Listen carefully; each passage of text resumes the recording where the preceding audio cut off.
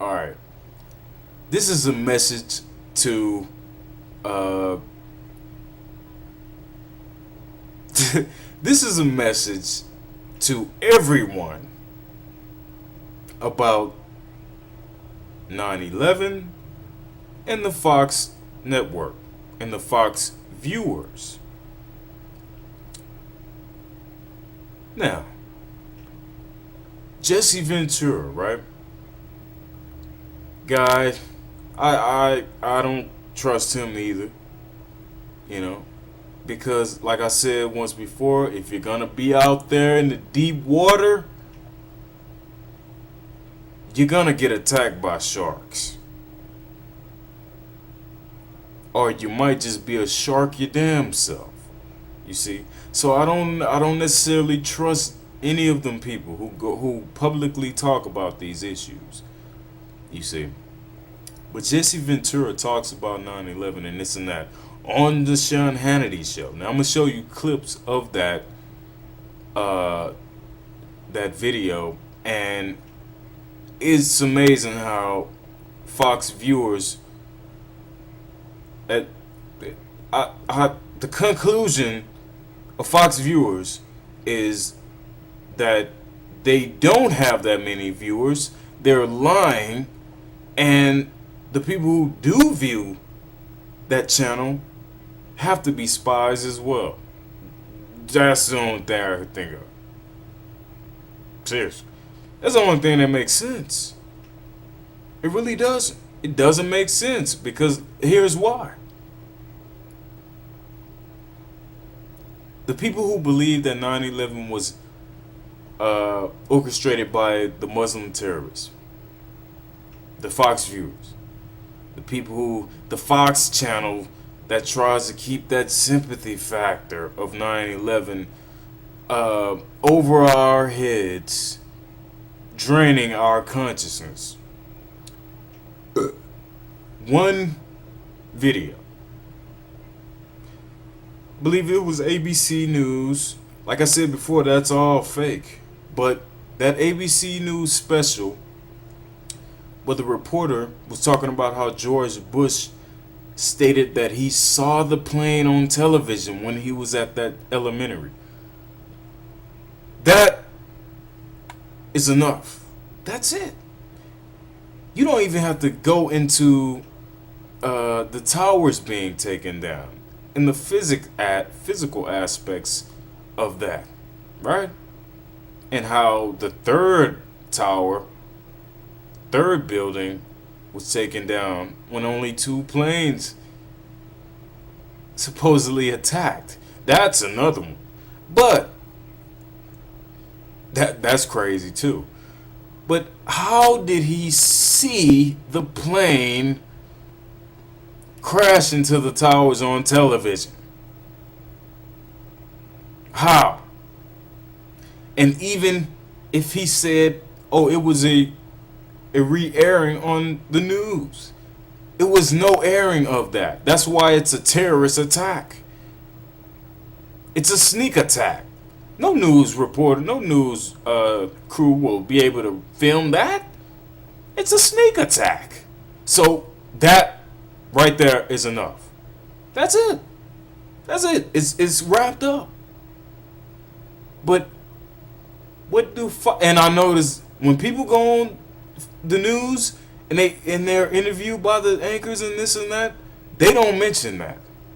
They do not talk about that statement he made in that town hall meeting he had. They don't mention it. You know why they don't mention it? Because if they were to mention that and ask Sean Hamface Hannity, how could he have seen a plane that wasn't there? How could Sean Hannity respond? How could he?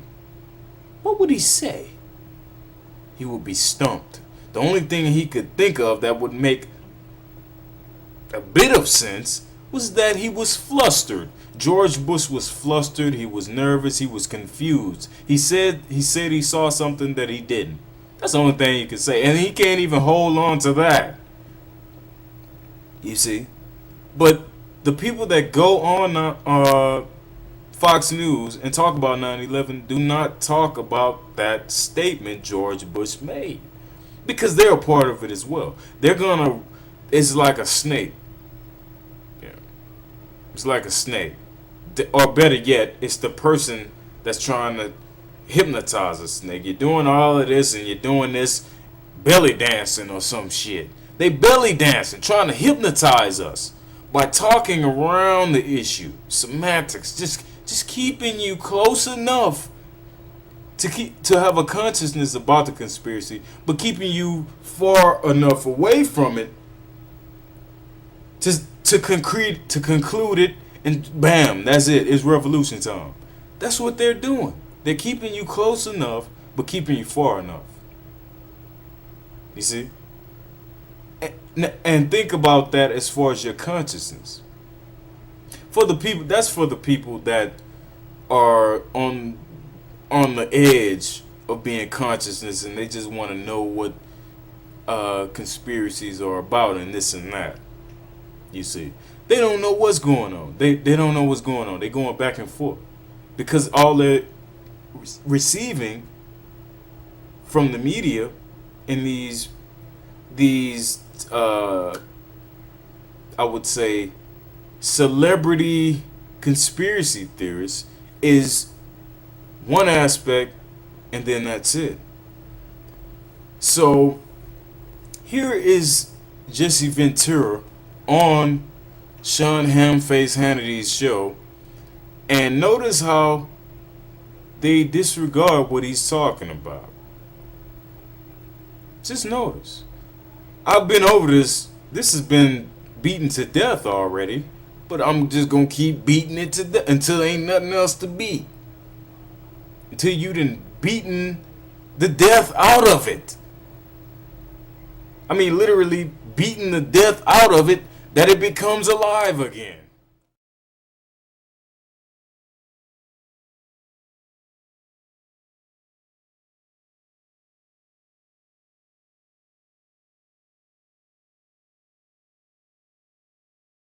Book, Don't Start the Revolution Without Me. Former governor of Minnesota, Jesse Ventura, your first appearance. How are you? Thank you. I'm doing great. Hi, Alan. Nice to see you. Nice to be here. All I want in politics, now when Republicans are right, I support them.